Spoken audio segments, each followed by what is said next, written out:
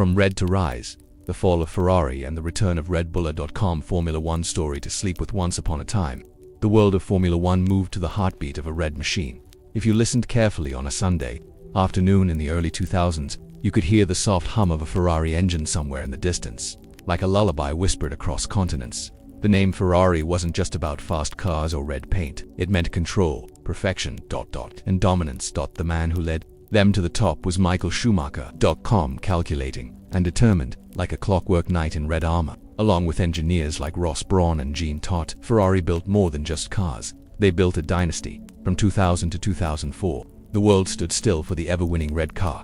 It was as if Formula One had become a gentle repetition of Ferrari. Victories, pole position, fastest laps, victory, victory again, and again, but nothing.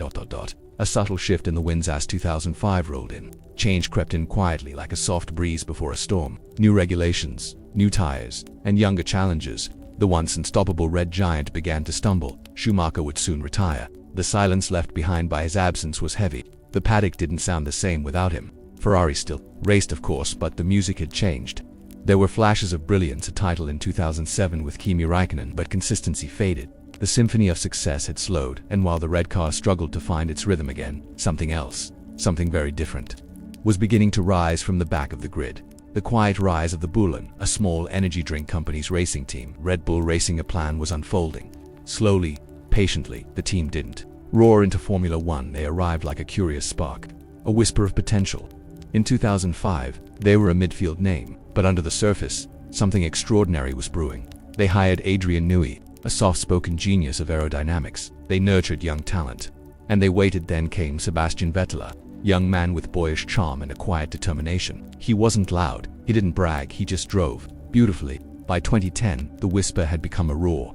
For 4 years, from 2010 to 2013, Red Bull Racing painted the air blue and purple as they dominated Formula One. It wasn't aggressive, it wasn't angry, it was elegant, precise, a ballet of speed and intelligence. The Red Bulls glided through corners like swans on water. Vettel raised trophies, one after another, as Ferrari watched from behind, always chasing, rarely catching. Silence, then thunder, but dynasties rise and they fall. In 2014, Formula One changed its rules again. Hybrid engines arrived, Red Bull lost its magic touch, and then silence. Mercedes took over the throne. Red Bull fell back. Ferrari, they tried, they fought. With Sebastian Vettel now in red, they chased the silver arrows, but fate is a quiet force. No matter how fast they ran, it seemed they were always a step behind. Mistakes, misfortunes, misfires, and in the background a new name was quietly growing. Max Verstappen, young, fierce, focused. The bull was stirring once again. The return of the bull. The year is 2021. The skies over Abu Dhabi are painted gold by the desert sunset. The season finale begins. Red Bull and Max Verstappen are no longer underdogs, they are challengers, and on this night they race for destiny in a final lap shootout that felt like a dream. Verstappen overtakes Hamilton. Red Bull, after years of silence, screams in victory once more. The world blinks, time pauses. The bull has returned. Ferrari watches, still proud, still iconic, but quiet. A tale of two teams as the 2020s unfold. Red Bull continues to dominate. Max becomes a champion over and over again. Their cars are fast, clever, light. Ferrari, they shine in moments, in Monaco, in hearts, but their rhythm, it is not yet found, not fully. And so, the story of Formula One becomes a soft echo between two colors, red and blue, passion and precision, tradition and innovation. Perhaps one day Ferrari will rise again like a phoenix from its own fire. Perhaps the paddock will once more hum to the sound of red glory. But for now, the night belongs to the bull, and the dream continues. BlueRisingA.com Formula One story for sleep. There's something almost poetic about a team being born from energy. Not just the kind that burns like gasoline in engines, but the kind that sparks in the mind, ideas, dreams, realities and possibilities. In the quiet paddocks of 2005, where teams like Ferrari and McLaren cast long shadows, a new entity emerged. Red Bull Racing, with a logo resembling a charging bull and a name that sounded like a question. To many they were just a marketing ploy, but that wasn't the end result. An energy drink company playing races, a team without a legacy, a name without a soul. But no one realized, at least not yet, that Red Bull wasn't here for fun. They were here to build something lasting, a new style of racing. Red Bull didn't follow the usual script. That didn't carry the heavy history of teams like Ferrari or Williams. They didn't bow to tradition. Instead, they danced to their own rhythm, with bold car designs, a vibrant paddock presence, and an unapologetic youthfulness. They were different, but different doesn't always win in Formula One, not at first. Their early years were scattered with midfield finishes, mechanical failures, and moments of hope quickly dashed by the reality of racing. Still, Red Bull was learning. And then, in 2007, they made a decision that would change everything. They hired a man whose name was spoken in hushed tones in technical circles, a master of airflow, the sculptor of speed. His name was Adrian Newey. The Newey effect. Adrian Newey didn't just design cars, he breathed life into them. His understanding of aerodynamics was legendary. At Williams and McLaren, he had already created world champions. Now with Red Bull, he had freedom, the kind of creative space he'd never had before. A blank canvas, a fresh team, a quiet revolution. Newey's designs began to transform the Red Bull cars into something special, larger, balanced, slippery through the air. They didn't just go fast, they flowed, and in 2009, everything began to click. A young German driver, previously racing for Red Bull's sister team Toro Rosso, was brought into the main seat. He had an almost boyish smile, but behind the wheel, he was razor sharp. His name was Sebastian Vettel. When blue turns gold, 2009 was a glimpse, but 2010 was the awakening. That year, the championship came down to the final race in Abu Dhabi. For drivers could win the title, and against all odds, it was Vettel, only 23 years old, who became the youngest world champion in Formula One history. Red Bull had arrived. What followed was more than just victory. It was a domination, gentle yet unstoppable. Like watching water wear away stone. In 2011, 2012 and 2013, Vettel danced across the calendar with grace and precision. Pole positions, fastest laps, clean wins.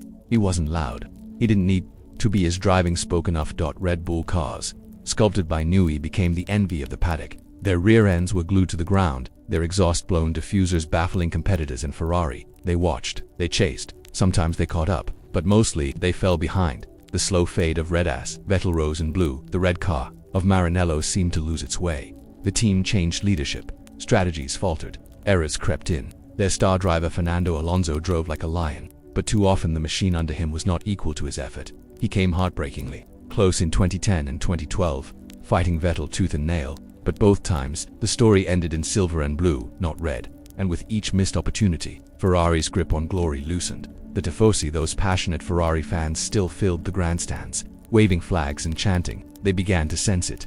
The magic was slipping away. A new era begins. And then, in 2014, Formula One changed the rules.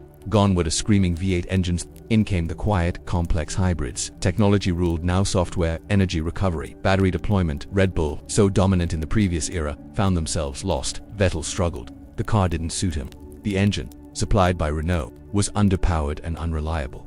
That year, Mercedes stormed to dominance with their silver arrows. Lewis Hamilton and Nico Rosberg led the charge into a new age. Red Bull, they weren't winning anymore. In Ferrari, they were still chasing shadows. Vettel goes red in a twist of irony.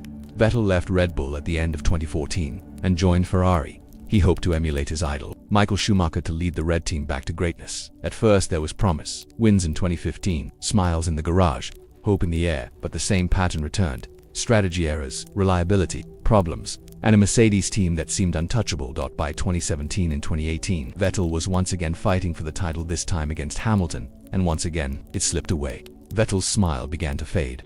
His radio messages grew frustrated. The car, once his dream, became a weight. In 2020, the partnership ended, quietly, without ceremony. Red Bull rebuilds. Back at Red Bull, a different story was unfolding. Vettel was gone. The old guard had moved on, but in their place stood a new force. A young man from the Netherlands, already making waves. His name, Max Verstappen. Aggressive, bold, fearless.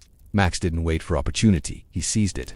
Even as Red Bull struggled to match Mercedes, Max delivered flashes of brilliance. The team began to mold around him. Every upgrade, every strategy, every plan, designed for Max. Adrian Newey was still there, refining the car, learning from the past, preparing for another rise. And in the background, the engines were changing again. Red Bull knew that the hybrid era was maturing. The window to strike was opening. Slowly, carefully, they readied themselves. A pause before the storm. By 2020, the paddock had quieted. The world too had changed. Races were run without fans. Silence hung over the circuits. Ferrari had fallen further. Their 2020 car was a shadow of its former self. Slow on straights, weak in corners. A painful echo of their past glories. Red Bull, meanwhile, was gaining ground, not yet at the top, but knocking on the door. And Max, he was no longer just a young talent. He was a threat. The pieces were almost in place. Just one more year, and everything would change.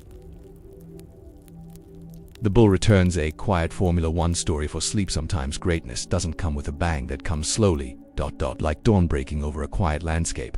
Formula One was restless as 2021 approached.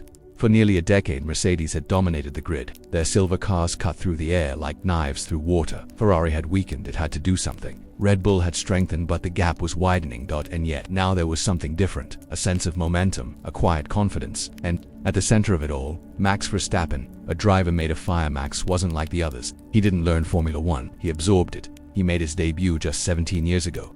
While others studied telemetry, Max felt the car. He raced not just to win, but to conquer. There was a purity in his speed, a challenge with every overtake, like a storm in human form. Red Bull was shaped around him, part machine, part instinct. The team stopped looking for someone else. They had found their gladiator, but even Max couldn't fight the laws of physics. Not alone. For years, Mercedes had the better engine and more complete equipment. Red Bull's efforts were valid, but they weren't enough. Until 2021 that year. Everything changed, the equalizing year in 2021. Formula One came alive again. The Red Bull RB16B was fast, sleek, precise, and for the first time in the hybrid era, Mercedes felt pressure, real pressure. What followed was not just a season, it was a war. Every race became a battle between Max and Lewis, two titans, two philosophies. Max raw, untamed, hungry. Lewis calm, experienced, relentless. They traded wins like chess pieces, from Bahrain to Silverstone, from Zandvoort to Brazil. Each victory, each clash, each corner etched into memory. And through it all, the world watched, breath held. Red Bull had returned. The final duel, Abu Dhabi, 2021, December 12th, Yas Marina circuit. The final race of the season, Max and Lewis equal on points. One race, one title. The world was silent, the lights went out, and Hamilton surged ahead. His car looked untouchable. His lead grew. Red Bull seemed cornered, and then fate intervened. A crash, a safety car, a moment frozen in time. Race control made a decision controversial, debated, unforgettable. Lapped cars moved aside. One lap to decide it all. Max on fresh tires, Lewis on worn ones. One final lap at the world blinked. Verstappen dived into turn 5, passed, held, defended. He crossed the finish line, and the silence broke. Red Bull had done it. Max was world champion. Silence after the storm. The victory was electric, emotional, historic. But Formula One, like life, never stays still. As the celebrations faded, questions lingered. The rulebooks were rewritten, the officials changed, but the championship stood. Red Bull stood. 2022 arrived with a new generation of cars.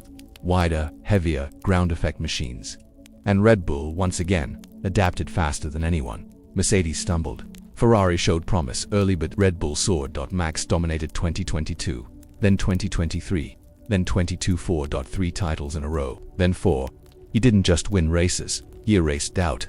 The blue and red car became a symbol of superiority, cold, clinical, consistent, and in the paddock, a quiet truth echoed. The era of Red Bull had returned. The quiet red and water Ferrari, they never left, not truly. The scarlet red still shimmered under the sun. Their fans, the tifosi, still sang in Monza. The spirit remained, but the success flickered. They had moments, pole positions, strategic masterstrokes, but the rhythm, the perfect symphony of old, had not yet returned.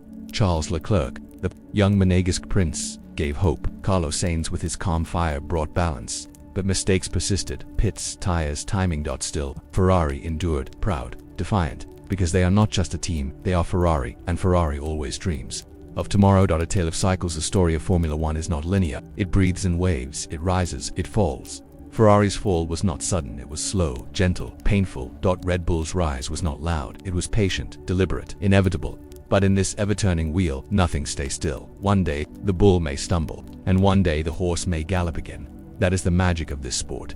That is why we watch. As the engine sleeps, and now as the engine's quiet and the pit lanes fall into shadow, close your eyes, think of a red car, blazing down a sunlit straight in 2004. Then picture a blue one, dancing through corners in 2013. Now hear the silence of Yas Marina, just before the final lap in 2021. Feel the calm, the weight, the beauty. Formula One isn't just about speed, it's about the stories, and the silence between them. Good night, and may the red rise again.